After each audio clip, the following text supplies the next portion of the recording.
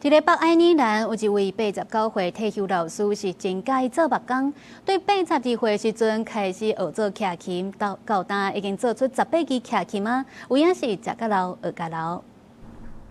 安德森真细致大一个，坐落来望徛琴的差价啊，确认整体结构敢有稳当。已经89岁，安德森伫退休进前是老师，过去是伫学校教木工和金属工艺课程，有真好的手艺和技术。平常时伊嘛真介意动手来做木工，但是一开始朋友建议讲伊来做徛琴的时阵，伊其实是无啥物兴趣，但是在动手了就无共啊。When it was suggested to me to make a harp, I said no because music wasn't into it, but the actual making of the thing, it's just a hobby. 袂晓弹徛琴，完全袂阻碍安德森爱着徛琴。82岁迄年，安德森做出第一座徛琴，做过了后就变熟手。结果安德森开始小做徛琴，伫7年的时间就做18座的徛琴，而且敢若摕来送是无得卖的。目前安德森进行的大计划就是挑战制作19世纪爱尔兰有名的琴师约翰伊根的徛琴，伊专心研究制作图，希望会当定制这座历史名琴。伫做琴的浪旁的时间，安德森会泡一杯茶，互心情更较轻松。伊算计完成一座徛琴，至少就要啉800杯茶。不过伊游玩是感觉真趣味。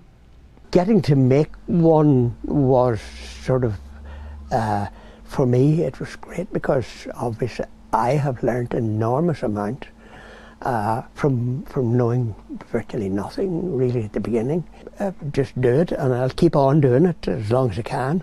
活到老，学到老，对安德森来讲，有一个会当坚持而且去打拼的兴趣，是互生活会当阁无闲阁趣味，会当好好享受人生，一直到上尾。公司新闻张淑芬编译。